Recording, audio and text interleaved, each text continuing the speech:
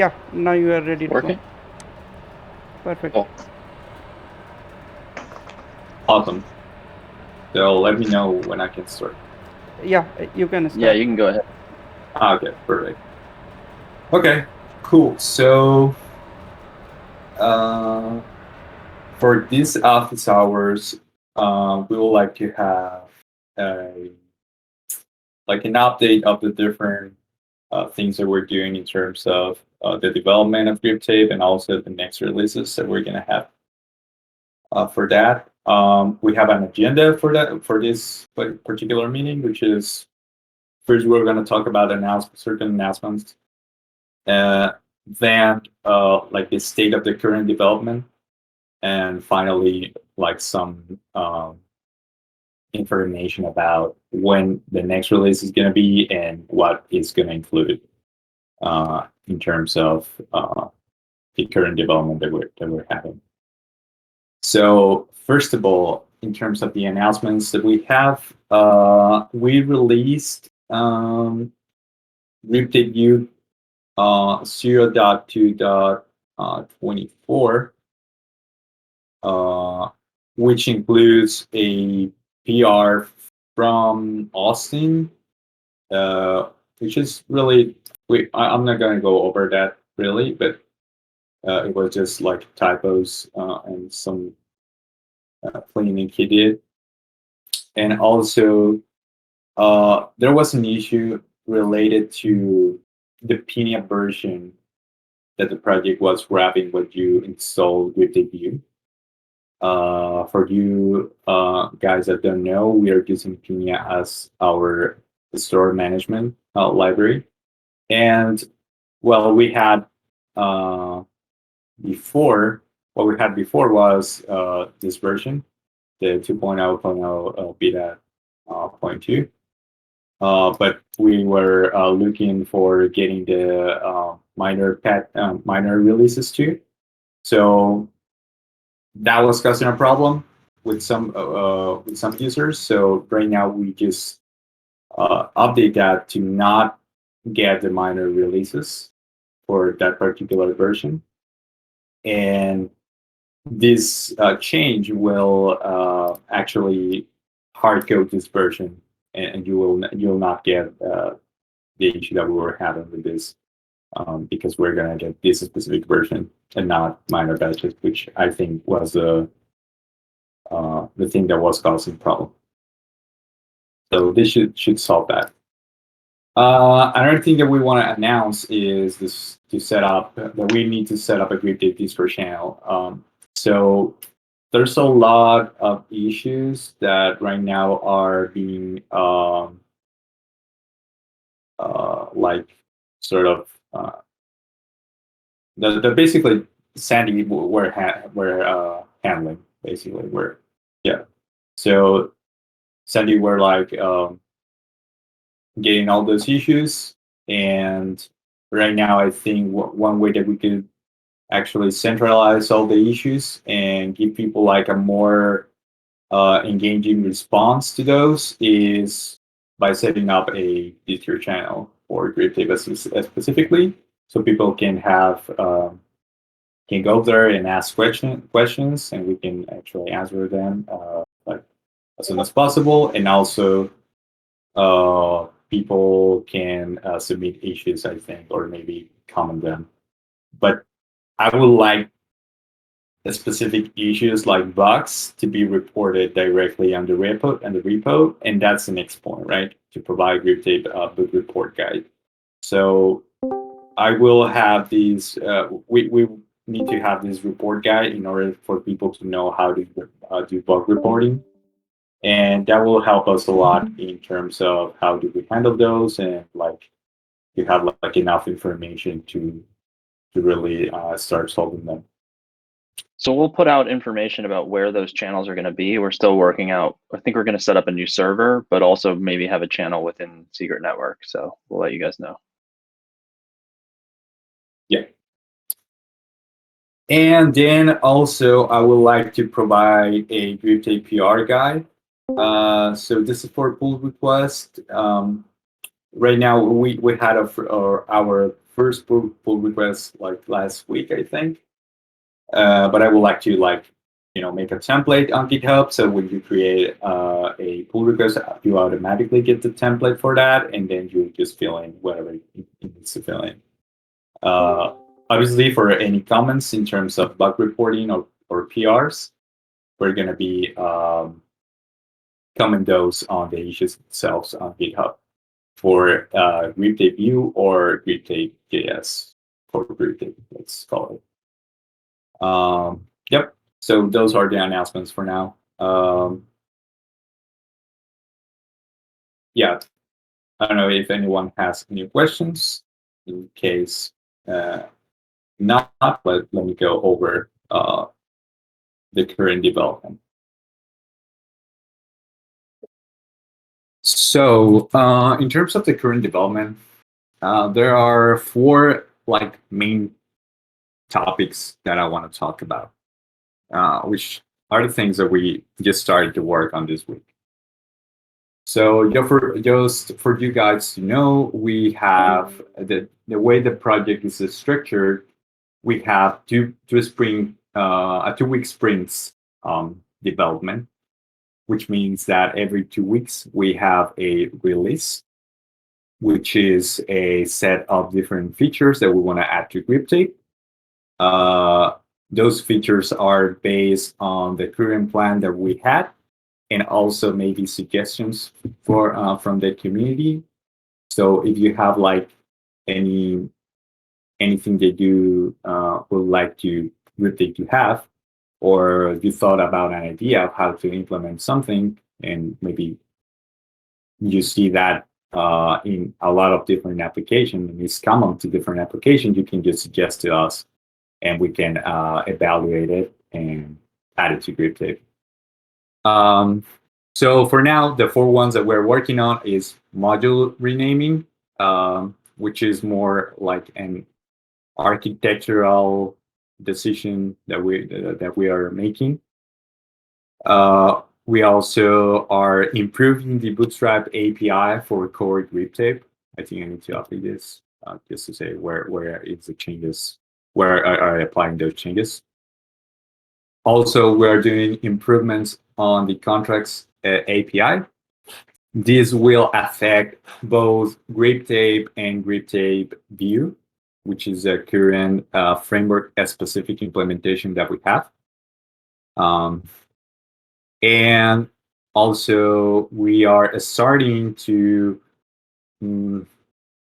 foreseeing how we could use core Griptape into React applications, right? So we haven't really started to work on Griptape React, but we are starting giving the ability to people to use Griptape core and add the missing piece to that, which is basically the state management, which I'm going to talk about in a moment.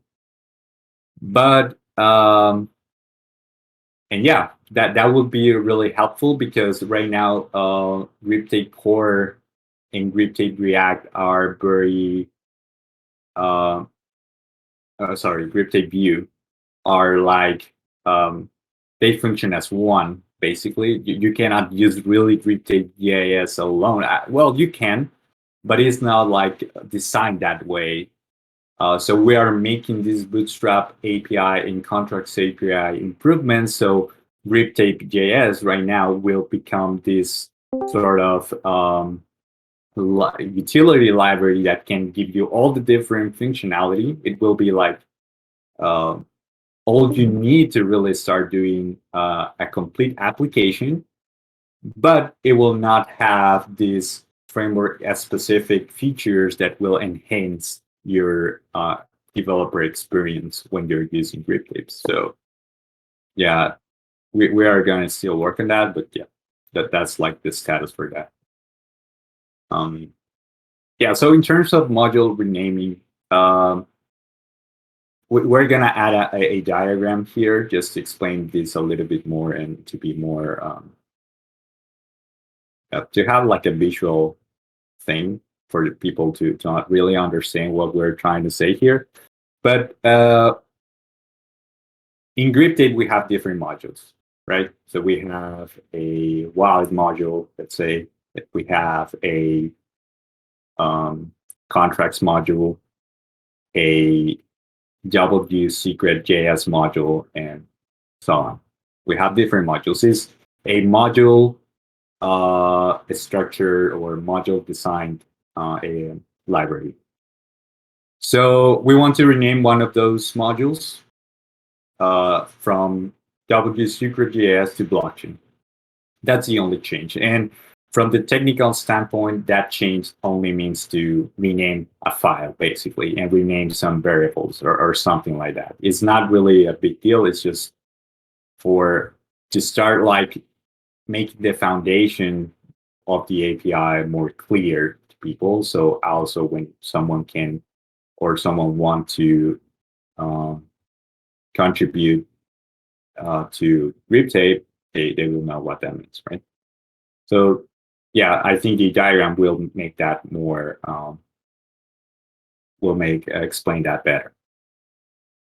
So now, in terms of the Bootstrap API improvements, and just before I go into this, just to make a clear note, any of this, any code that you're seeing here, any examples that we're giving here are in development. So are not final right now, are in development. So that means that this will maybe change. So don't take it like this is a final version of how the API will look. It's just for a reference, so you can like grasp the idea of how the API will work, right, when it is implemented. So being that said, the improvements in terms of the Bootstrap API is, well, just so people can have context, the Bootstrap API is basically a function, let's call it, that helps you get all the different, that lets you configure all the different modules that are part of Griptape. Okay, so Griptape is made of modules, and those modules have like init routines, things that you need to initialize to have a proper state of everything, so you can start working with whatever you need to do, right?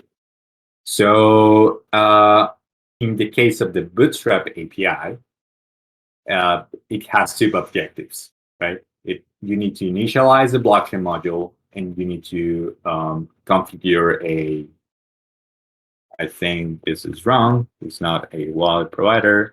It's an account provider. There you go. Configure the account provider.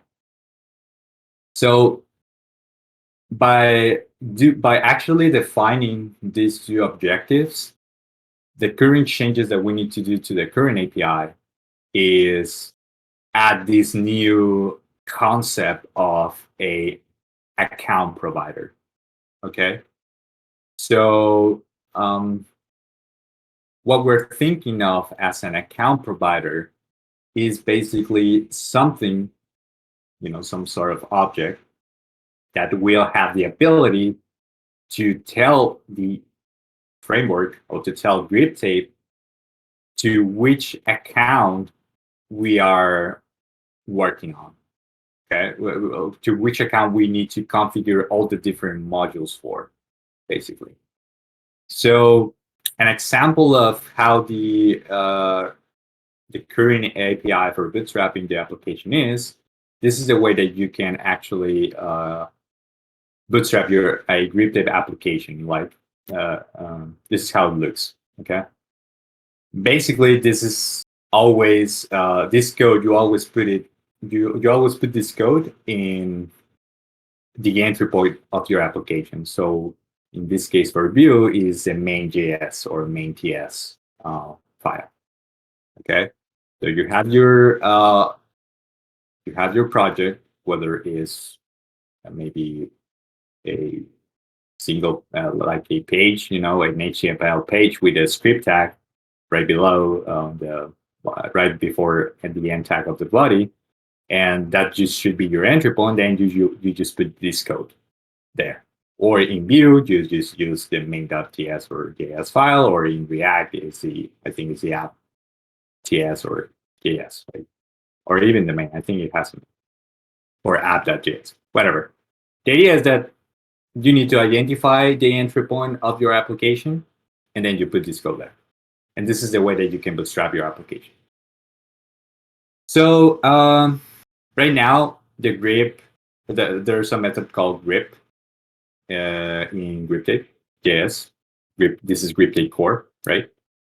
And then you call that function, and then you pass a conf object, which right now has one property, which is the REST URL, and then you put the endpoint. You put the REST URL for the node that you are connected to. Okay. And then this is in terms of Griptape, this is called gripping your app. Okay. So when you grip your app, you basically are bootstrapping your application. So the changes that we want to do is for that is that we want to add this new concept of an account provider. And the change that is going to have is that instead of just passing the configuration update, you need to pass also the account provider, which will be also on Griptape. So Griptape, you have the ability to have different providers, not just one. Okay. So you will have maybe a Kepler provider, whatever object that can give you. Obviously, there's going to be like an API for this, but whatever you need that can gives you a account, basically. Just to give you guys an idea, just to give you an idea of what we're trying to do here is basically currently, if you look at the first example, it assumes Kepler, and we want to stop assuming Kepler, and that's for a few reasons. One, we know that other people are providing or working on like secret nodes, for instance, or working on additional ways to wallet options.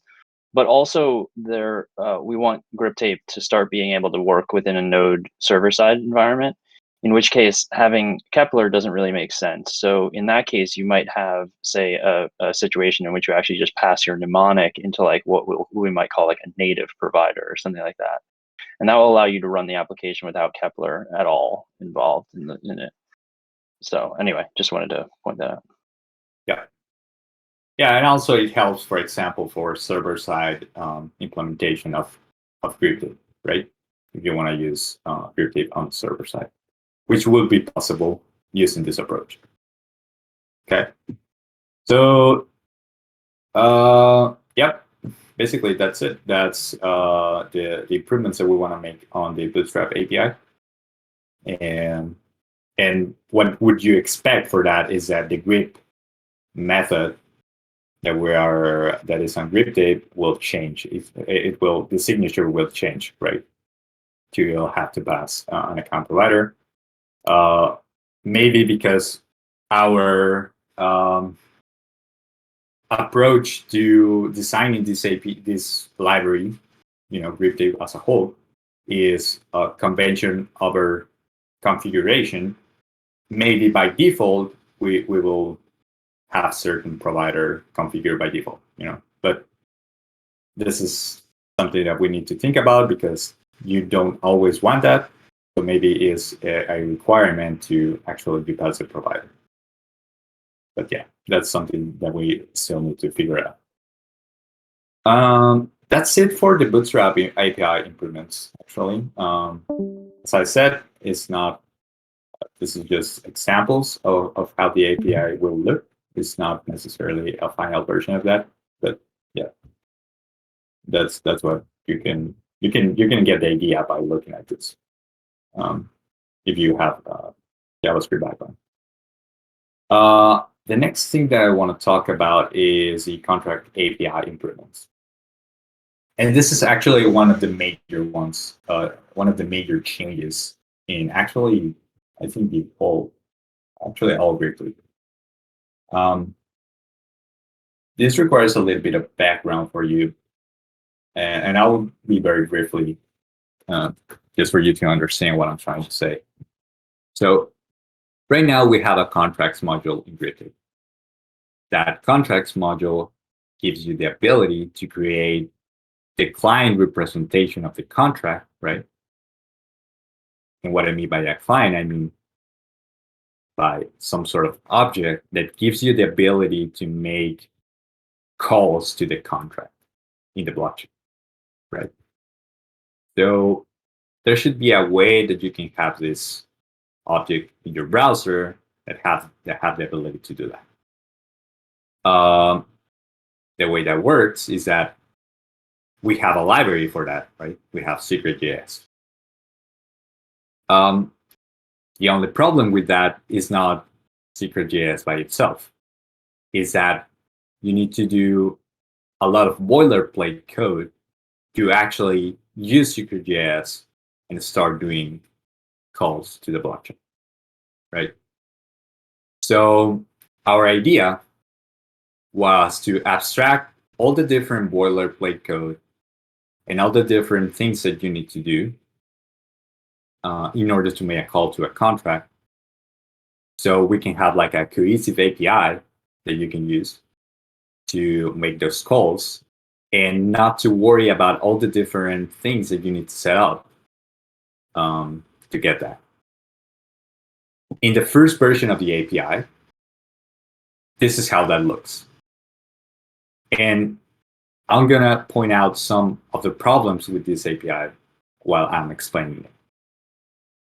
So first, we came with this idea of something called. Luis, can I take one step back and just explain something? So the other thing that's interesting about this is if you look at the top, you'll notice that this is importing use wallet store and use VN key from Griptape view. The other thing is that this is based on a state management system called Pina, and so that this is actually a definition file that will create a view specific object, view specific state store. Yeah. That has state, has queries, and has management. That queries and managers become actions within Pina, and then it's usable. So what we're trying to do here is two things: improve this and remove it from being core to Griptape view, so that it's usable within React and anywhere else you want to use it.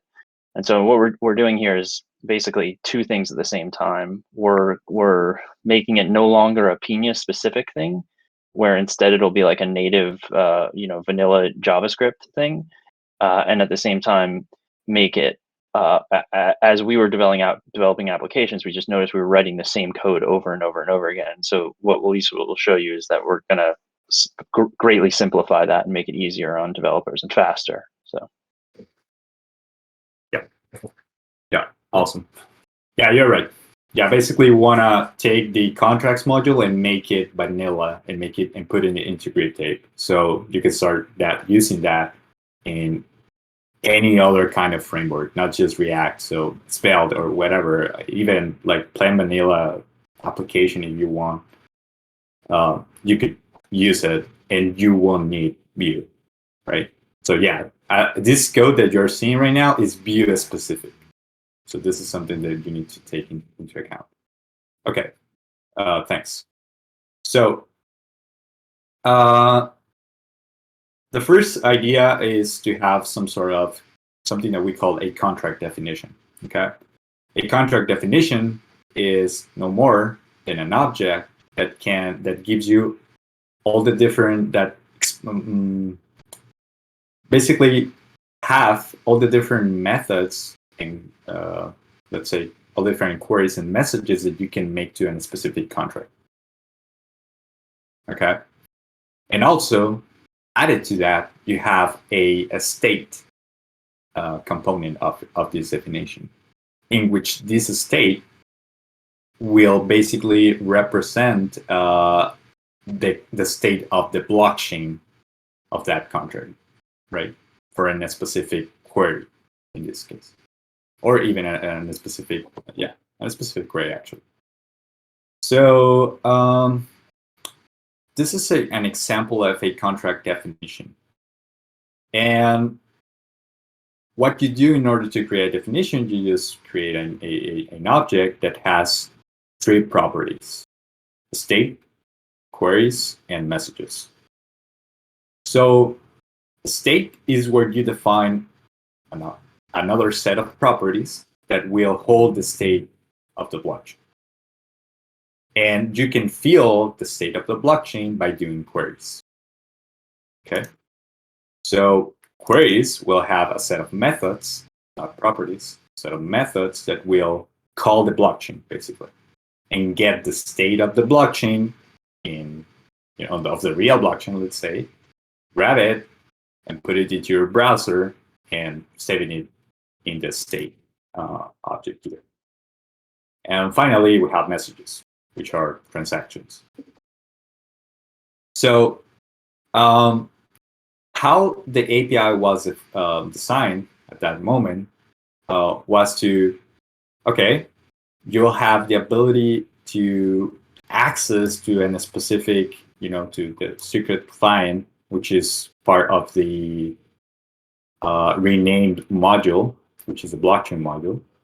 And this object will be implicitly injected into this context here. So you'll have the ability to access methods like query contract. So you can query in a specific contract. Also, you'll have some other properties implicitly injected into this context. So you can access, for example, to the contract address that you want to call. So this is more like a very object-oriented approach for calling, for actually making operations inside these methods, right? But the problem with this is that you need to worry about a lot of things to do that. For example, this is a method called getHoldings, right? And the message for that getHoldings looks like this. This is the query, right? And these are the different parameters that you need to call to that. In order to get those, you need to actually use certain helper objects that will gives you that data.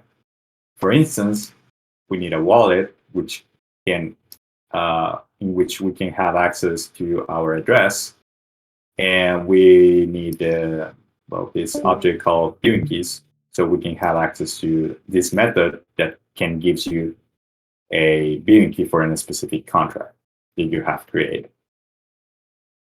So then we do some handling, right? We need to do like, okay, we need first to get them, then we need to get the viewing key, do some handling in case if we don't have that viewing key for that contract and that address, obviously. We need to get the address, then we need to get the data that we need, and then we need to actually form this object that will represent the query message. We need to also taking care of calling the query contract method from the secret client, and then at the end we update this state, right? So even if this simplifies a lot of the work that you need to do and the setup you need to do for making all of this code works, it's not perfect. You need to do a lot of stuff. You need to take care of all of these lines, basically, like from here to here is something that you need to really take care of, right? And these repeats, imagine that we have like another query right below. I really need to add another example to make my point more clear. But you'll see that this code will repeat over and over again for a lot of the queries. And also will be more, you'll need more information because this is something that you need mostly for almost all the different queries, but there's other data that you might need to pass. And guys, and essentially what this breaks down to is that you end up with the only piece of information in this entire function that it will change from any different query is the line that says time, right? Because that's what you're getting that's specific to this, and the query message itself. Everything else will be repeated in every single time you do it. So if you did get holdings, get balance, get anything, you need a viewing key, you need a address, and you need to pass that into a message, and then you need to do query contract and send that message in, right? It's going to be the same thing over and over and over again. And so that's kind of what we identified and are trying to figure out how to make it better. Yeah. And also it's almost the same for the messages, right? What it changed actually is how you build the message itself, and you pass into the execute contract method, right? And then we have this API, this method, helper method, that can create an instance of this contract definition, and we'll assign that to this specific contract. So yeah, this API is good, but it's not good enough because, well, it has its own flaws and issues, right? You need to do a lot of boilerplate also, but in a different way. So the way that we want to improve that is by doing something like this. So as you saw on the first example, this is a Griptape viewish implementation. But here in the improved API, this is all moved on into Griptape, right? And the way this API works is a little bit different than the other one in terms of how much do you need to actually make a query or do a transaction. And as Sandy said, the only thing that changes between queries are basically the data that you need for that query, maybe, and the query message itself. So based on that, we define the API to be something like this. So a query or a message will return an object, or for example here, the message itself that you want to run. And internally, when you call this method, it will do anything it needs to actually make that query or that transaction to the blockchain. So basically, we are reducing all the boilerplate code that you need to do to just this, right? But how we solve like all the different like issues, for example, for getting the wallet, your address, and your viewing key. Well, we can inject some properties into these objects that have that information. For example, we can pass like a context object, which will have like the address and your viewing key or your viewing key. And then you can just return directly the message, the query that you want to actually call. And the same goes for transactions. What you really need to care about is to get what you need, right? Maybe the amount for this specific query, and then create an object, which this will be in a specific object, right? Not like you can just pass anything. It will have like a specific set of properties for this, and then you can just pass all you need to make that a specific transaction. The create contract or create a snipped training contract, as this example, will also change to be more expressive in terms of what you're doing when you're using create contract or create a snipped training contract like this, right? So basically what we're saying here is like, okay, I want to create a contract based on a contract definition.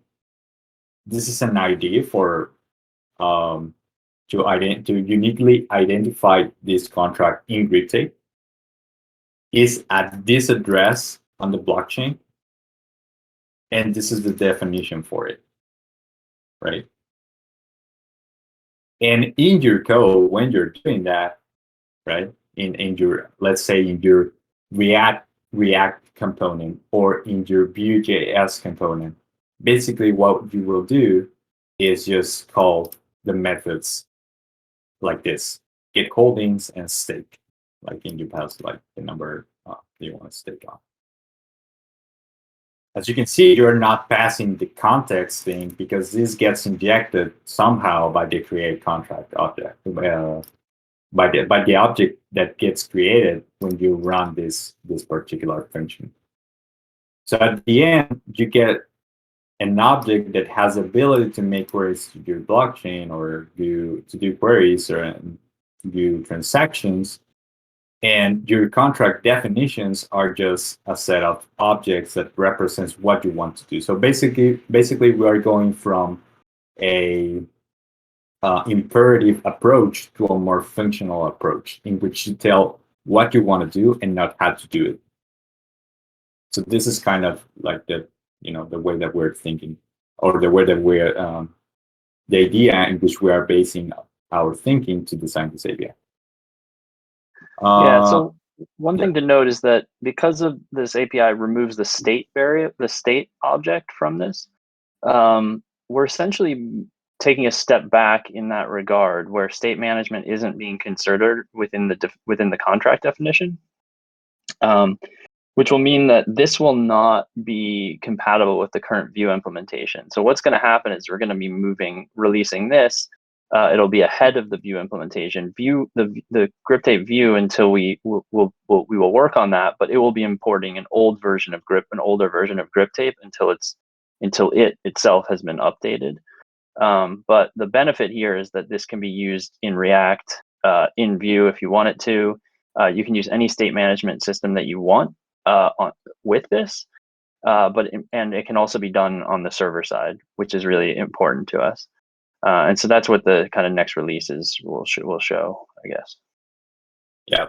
So for the next releases, and just to wrap up, we're gonna have Griptape.js 0.3.0, which will contain the module renaming, the contract API improvements, the Bootstrap ones, and some examples for Vue using the composition API, not just the regular API, and also React examples. And we're going to have also Griptape Vue.js on to 0.2.25, which will contain some bug fixes for the Vue keys and for some updates to the Vue keys UI component that we have. Components.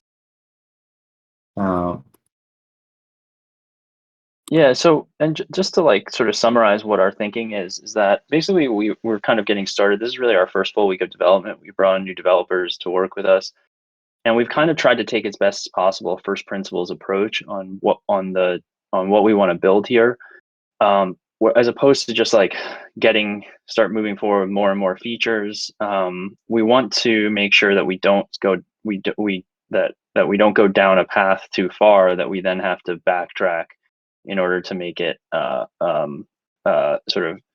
work universally. And one of the big problems that we were having is we were looking at the code that we had, besides just the fact that there was a lot of repetition, and it was just a very verbose, I guess you could say. The thing that what we thought is that more and more we realized that the React implementation, if we mirrored the way we were going about the Vue implementation, would end up would become like two different paths of development that would get further and further apart from each other. And we wanted to avoid that as much as possible, while at the same time immediately giving React developers the ability to get a lot of the benefit that Griptape is supposed to give you, which is just the quick setup, the automatically having a wallet connection, all that stuff. And so we're really excited about this and the next release, which will be on next Friday. We'll be including React examples in that, so that people can see right away how they can use this. And then we feel like that going forward, we can kind of retrofit or improve the Griptape Vue so that it works with this new API structure, and then start working on Griptape React in parallel, so that we're basically no one sort of left behind. And this was very much a choice where we had, on the one hand, the idea of like, let's get Griptape Vue to version 1.0, then go backwards at that point and build out React, or take a step back, say, okay, what code can we pull out of Griptape Vue, put into a core framework that's just vanilla JS, and then from that point move forward with the two in parallel, which we think is a much better approach and much better for the community in general. So yeah, so that's that's where we are right now. If anyone has any questions, we're kind of running beyond the hour. but if anyone had any questions, we can take them.